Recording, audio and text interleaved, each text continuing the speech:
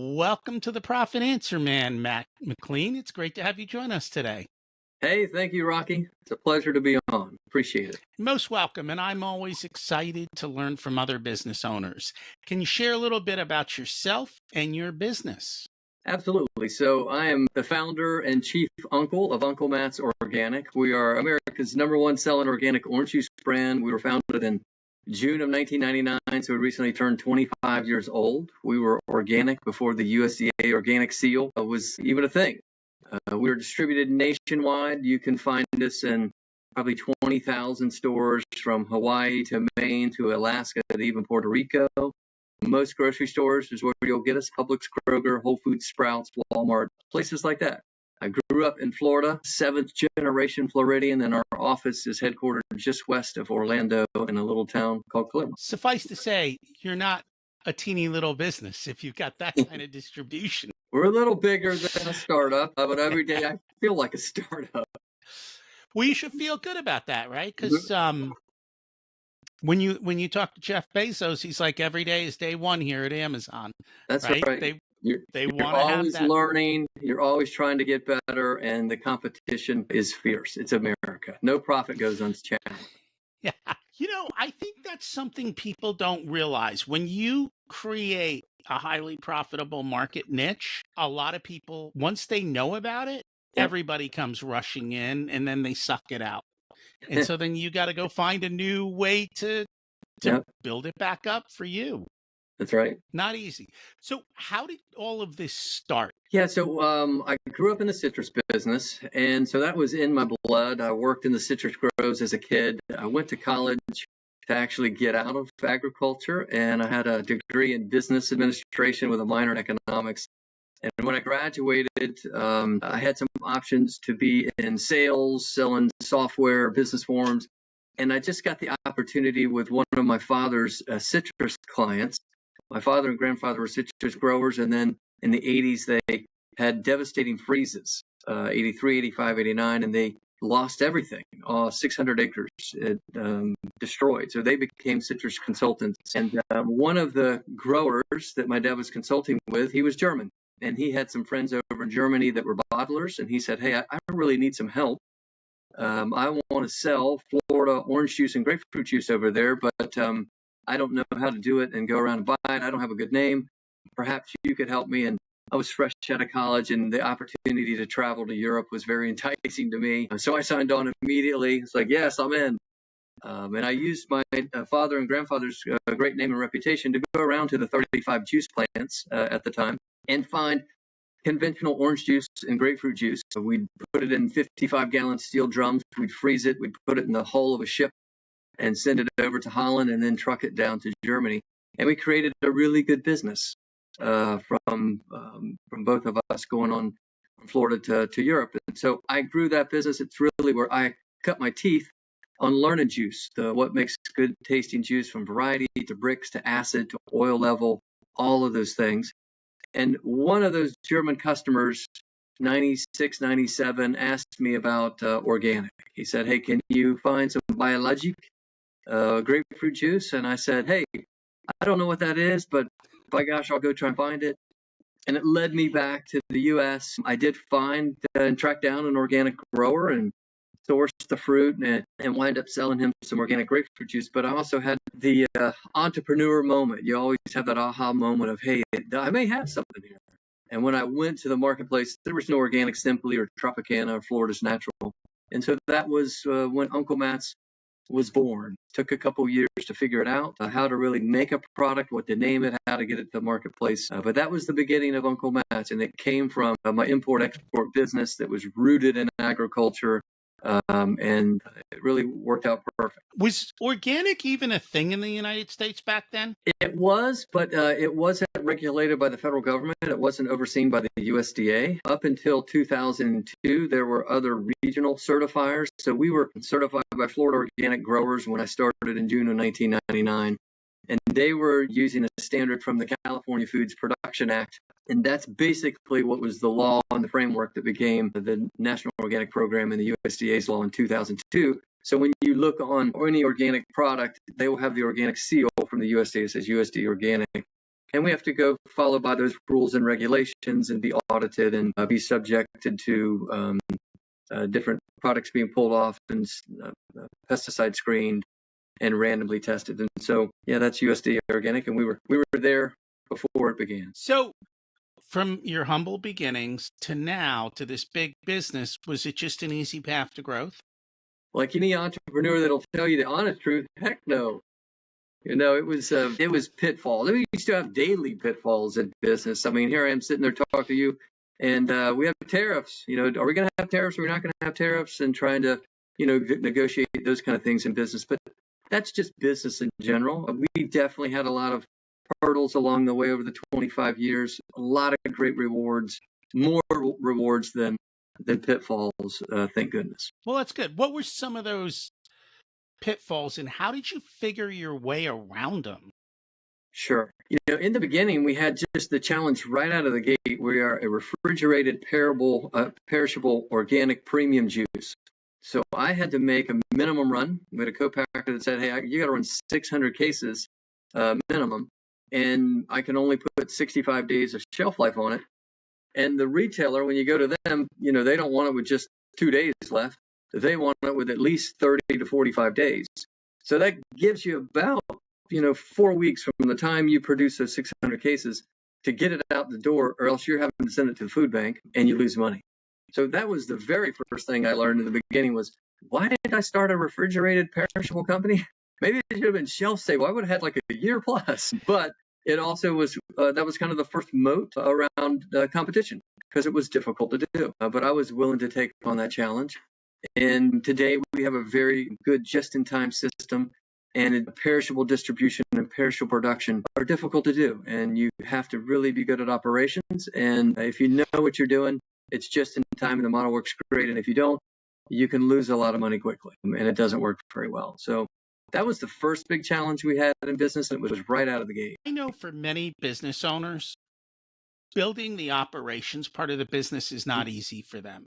Right. Getting everything to work together to be able to deliver like that. In your case, it's got to be tied to sales, right? Because sales and production have to be on the same page. Correct. They can't be promising what you can't deliver. Correct. And if they're not selling what you need to deliver. So how did you get that all together? So you went out in the old school, just hustle, right? I went out and pitched to a variety of retailers. We had a local supermarket chain called Gooding's here in Orlando, and then we had a natural food chain called Chamberlain's. And between those two, that gave me a nice little base. And then I signed on a good produce distributor called Albert's Organics, and they went up and down the East Coast to a lot of the health food stores. So between kind of those three, I had just enough business to skate by on the 600 cases. And from there, I just started adding more and more retailers, and I eventually added a food broker that helped me go out and add more distributors and more retailers. And so it just kind of snowballed from there. But in the beginning, that was the biggest hurdle, was getting enough sales, and then also finding good quality supply. Organic is hard to do. There's not a roadmap for an organic farmer. And so coming out of a farmer's background, a farmer's roots, I worked with different growers in the beginning, and then we also became the organic farmer, transitioned some of our own family stuff that we had, very small. And then we bought more groves. We worked with other growers. We eventually built 1,500 acres that we were growing ourselves with a group of about 35 growers and with our own team of production that was led by my dad and my brother, who were the agronomists in the family. So vertical integration over time. We did, and then Mother Nature de-vertical integrated us with citrus greening. So we no longer are primarily a grower. We work with growers because Florida, the citrus greening disease has really affected our production and our trees. And so we're now much lower. What we have left is just for research and development. And we have to source product now from California, Texas, Mexico, and other places around the world to find high quality supply. So another big hurdle later in the game, much later in the game, didn't come until 2016, 2017. So constantly pivoting through your struggles. I mean, that's just what it is, right? You have adversity. If there's an entrepreneur who tells you that, hey, I got to figure it out and there's not a lot of adversity in this, Don't listen to him. That guy he's either part of like multi-level marketing or something. It's not nothing against them. There's plenty of honest ones there, but he's got something that he's selling you that's not telling you the truth. And I concur with you. You mentioned being in some big label stores, and everyone always thinks getting into a big store is great for business.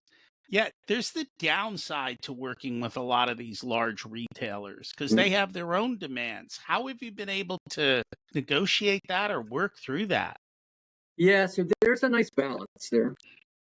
It depends on the account, right? So in retail, for sure, if you go to some big accounts, they will charge you slotting. They want you to do heavy promotions, and all of those things cost you money. And in particular, slotting, they'll want free product. Like, hey, give us a 1 to 2 to even 3 cases per store. Or in other cases, they'll just say, hey, give us X amount of money for this one new item that you're going to put in. And so you got to come up with that money up front. And there's no guarantee that your product is going to sell. And a lot of times that stuff you won't pay yourself back in for 1 to 3 years. So it's a longer term investment. So a big risk, I would, avoid those accounts in the beginning. If they're going to ask that much up front, I would get a lot more runway with other mom and pops and independents and other regional chains that are not going to charge you slotting and not going to, ask for a lot of free product in advance, because you're just, unless you have a lot of startup capital and you have huge margins, like 70, 80, 90% gross margins, it's not going to go very well for you if that product doesn't sell and sell quickly. In light of that, is it worth it to go into the big stores, or is it better to stay in the small and take the margin and not have the stress? So great question. One of my favorite partners is Publix, and Publix is, the kind of company that if you're a good operator and you have a good product and it's going to sell well, they'll let you in the door and they're going to partner with you. They're not going to ask for a lot of free stuff. They're going to just ask that you provide on time quality product, and it's really, an excellent relationship. So I was, and that's why they've been so successful. And I wish everybody had that same model as them. Their employees love working for them. Companies love working with them. And, they came in and were one of my first big accounts, the first big account I had.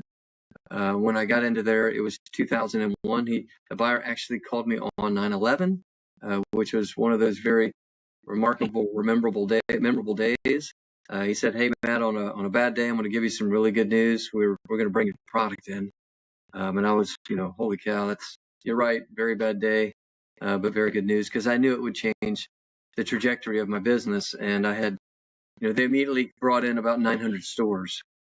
So for me, then making 600 cases was no problem. Now it was, hey, I need to make a whole lot more than 600 cases because this is going well. And so that just gives you the real, leverage to get to the next plateau in business. And, still every time I go in for my annual review of Publix, I thank them profusely for giving me that chance way back in 2001. And we're now an integral partner with them. How did you pay for that large order to your packers?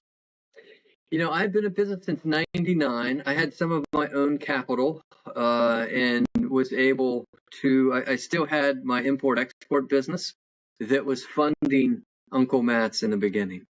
And so I was able to do that. I was able to fund the order and the size. And, people believed in me now. I had a couple years track record plus another business. And so it worked out. And it was only one item. Now, if he would have taken 3 or 4 items, it may have been a little bit more difficult. Do you think you would have been able to get funding at that point if you didn't have the other company and the other capital? No, I would not have had any track record. I would have not had, other assets and income streams. So I would have had to have a big family and friends around. I never had the family and friends around. My mom loaned me $20,000 in the beginning of my import-export business, and that was paid back and then some, especially, as stock in Uncle Matt's as we grew the company. So it wound up being a great investment for mom, and couldn't be happier for her and dad. But that's something I think people don't realize. They think, oh, I got the big sale. I made it into Publix. Woo-hoo. And it's like, how are you going to pay for that? How are you going to pay for the growth? Yeah. Because if you don't have the cash or the capital or the access to it, Right. it's going to be a struggle. Right. The one You've good all thing Go about, ahead. I will say this, the one good thing, you have to look at terms, payment terms, right? Publix pays out like clockwork. Another great thing about them. They don't beat around the bush. They do what they say they're going to do. They pay you right on time, so you can just about guarantee within a day or two that check's going to get cut. So whatever the terms are with you, try to get a little bit longer terms with your vendors, right? And then you can make that order work. And so, you know, get 45 days from the vendor, Publix pays in, 30 days, boom, then that can work. And in my business, it was just in time. So I was only making to order. If you had another business where, hey, I got to put up 6 months of inventory and then they buy through it, that's a different story. So there is a plus to being a refrigerated perishable just in time. I never did buy a whole lot more inventory than I needed. And these are important discussions to have as you're Mhm. thinking through, how am I going to grow? Right, What is my AR expectation? What is my AP expectation? right, What can I negotiate and how do I time it? Because what you mentioned is a perfect timing in the ability to do that. Not everyone gets that kind of timing. A lot of people have to pay, right, especially if it's a production item right, and their AP is due before it even ships out the door. right. Right. And You so know, that becomes a difficult game. when we got much later in our game, we had one customer, Dollar General, and we played around with our single serve in some of their stores. Their terms are 120 days payment, and you're like, holy cow! I mean, 120 days. Woo! So we that relationship didn't work. It didn't work very well, and they're successful. They can do it if that's their model. They can do it. People will work in then. Okay, I got to borrow money for that, and so what's the cost of that capital to float you 120 days, and I got to add that to my price. Otherwise, it's coming right out of your cost of goods or right out of your margin. And that's the important thing is understand the market, understand the order, and appropriately price it. Because I have found it's all these little things. I mean, that's a couple percentage points there, but you get 3% here and 3% there and 3% here, 3%, and you're losing a lot of money very, very quickly. It adds up fast. Billbacks and deductions off invoice stuff.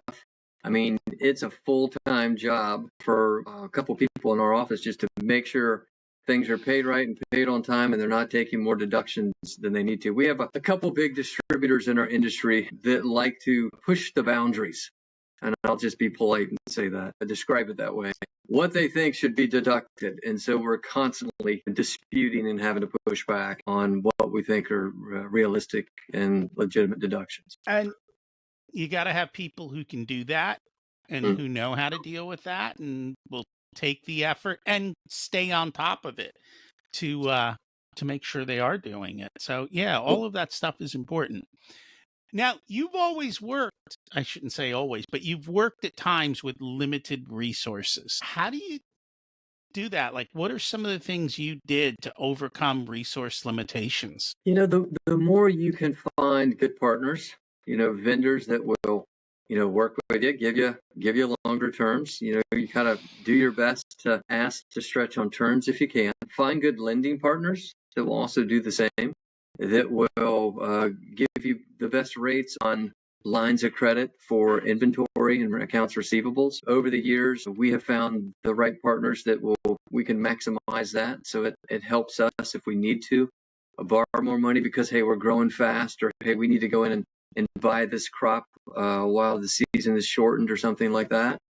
That really helps to have those kind of partners. One in particular, Farm Credit, I'll go on record saying it's been a great partner for us. They're a co-op, and they actually give patronage refunds. So if they have a real good year as a co-op, they'll mail you a check back. So when's a lender done that with you? So I always like that. It's always nice to get money back in the mail, right? Rebates add up the opposite ways. Those 3% going out, it's a couple percent coming in, and Yep. that's kind of how you do it. You play those. I think that's the thing. I think a lot of times business owners are looking for these home runs, Mhm. but this is a game of base hits and bunts Yep. and little stuff. Like show up, do the little things all the time and do that. Yeah.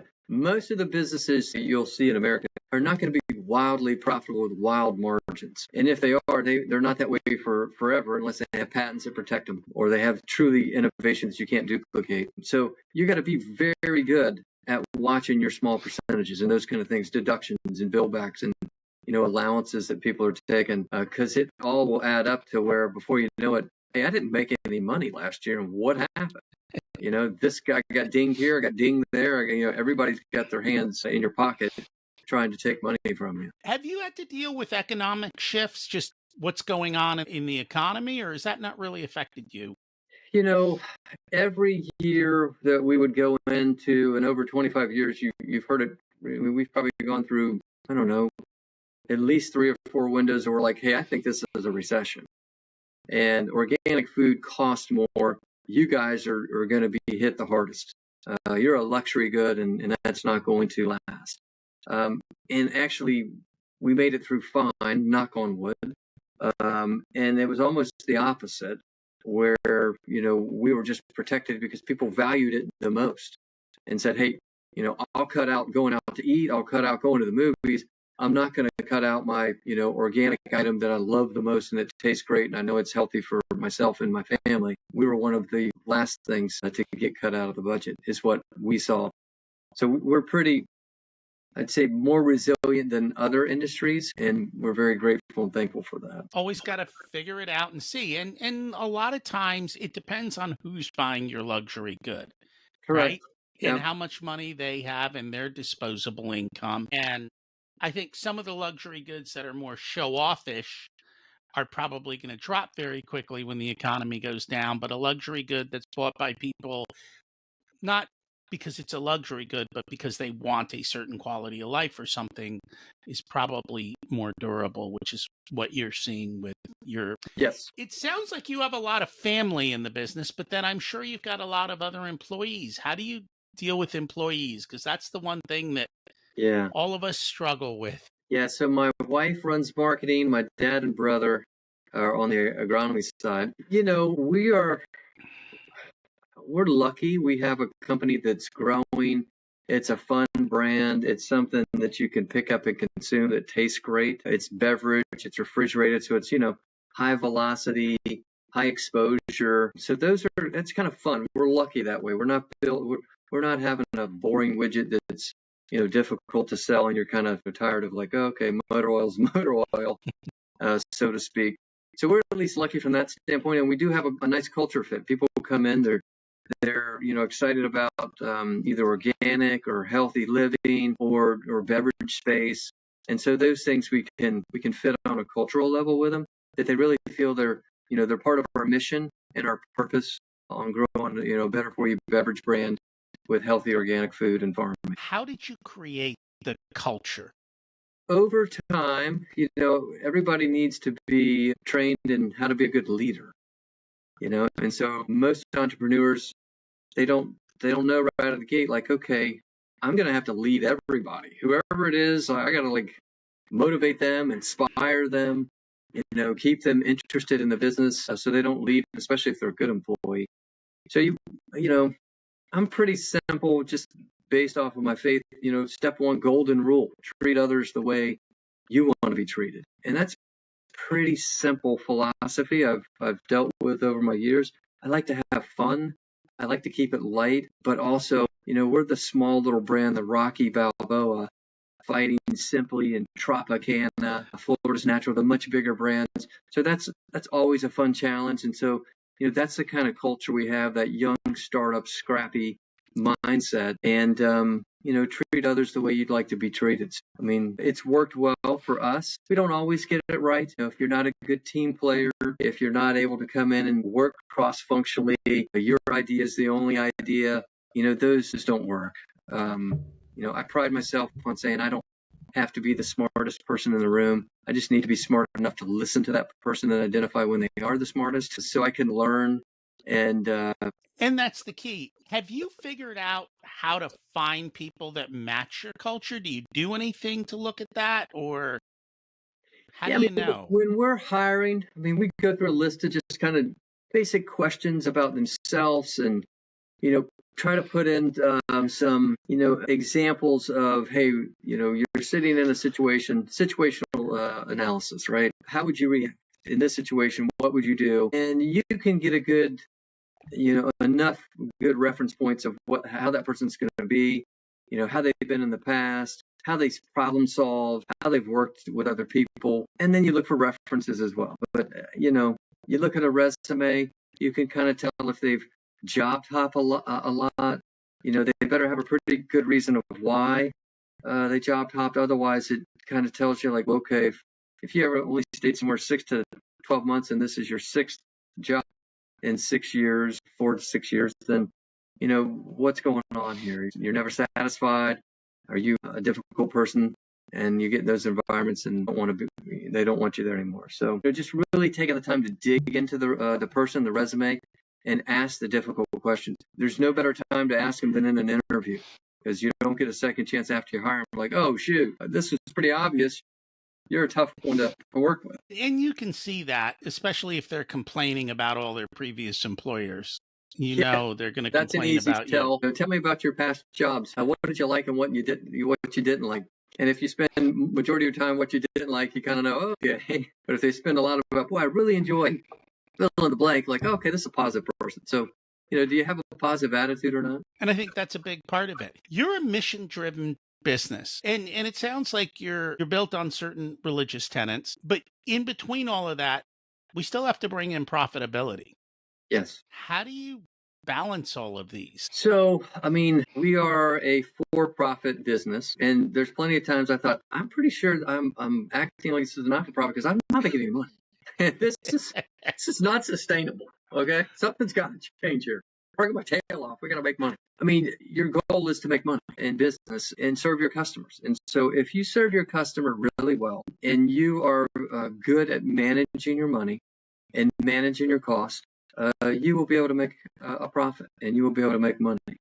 But if you spend frivolously, if you don't have a lot of metrics in place and guardrails on, hey, how much are we spending on trade, how much are we spending on distribution, what's our cost of goods, and if you're not, my famous thing here, everybody knows, hey, we're gonna manage what we measure, and so you're measuring all these metrics, and you're realizing whether you're ahead of schedule or behind schedule, and if you meet your goals and stay on schedule with your goals, we're going to be fine and we're going to be a profitable company. How difficult is it for you to capture all those numbers and measure them in an easy way? In the beginning, when you're a startup, it's you and it's your, QuickBooks, and you're trying to run reports and trying to figure it all out. If I had to do it over again, I would probably hire more a consultant or somebody from the finance side to come help me do that. I was a finance major, so I wasn't afraid of it. I took enough accounting to not be afraid of a P&L and a balance sheet, but I definitely am still not an expert today on it. A big enough company now that, we have a director of finance and a team back there. They can help run reports, and we look at, cash flow, and we look at day sales outstanding, and we look at all the things that go into expenses and margin by item and margin by customer and dig in deeper. But I would say in the beginning, if you're uncomfortable with finances and you're uncomfortable with looking at a P&L and a balance sheet, there's tons of people that will help you, and don't be afraid of that. You really need to know where your money's going and how to make money. How does it look? What are the proper things you need to correct to make money? Because I'd be surprised how many people don't really know their margin, don't know, okay, here's what I'm going to sell it for. Here are my true costs. Like, how much cost is it? And how much do I have as true margin? And I can't just promote the crap out of it. I can't, pay, less than load freight to send it all over the country, because there's nothing left. And that goes away pretty quick. So know your finances in the beginning as an entrepreneur starting out. And if you don't, hire the person that can help you do it. And I think that is really the key. And that was a major aha for me. I just assumed business people understood the business of business. Yeah. And I found out they didn't. They all love what they did. Right. You might have been growing oranges. Yep. And they ignored the books. They go, it'll work out. I'll just sell more. And right. It's all going to be cured with volume. I can tell you, over 25 years, you can lose a whole lot more of volume if you don't know what you're doing. That is so true. Is there anything we should have talked about but didn't get a chance to? I know, I mean, maybe around the culture piece, we do a lot with our local community and charities. And that helps our employees feel a part of Uncle Matt's and what we're doing out in the community. So we'll choose every quarter a charity to put on the back of our juice bottles, and we'll give 2 cents of every case sold to that local charity. And then we bring them in and we have this big, huge check ceremony where we hand them that, and all the employees here in Claremont go to that ceremony, and they get to choose it. So the employees vote, hey, this is what I want to do. And so that's who we give back to. So anything from homelessness to, food banks to, books for babies, just a variety of different things, the Special Olympics, all those things in our community.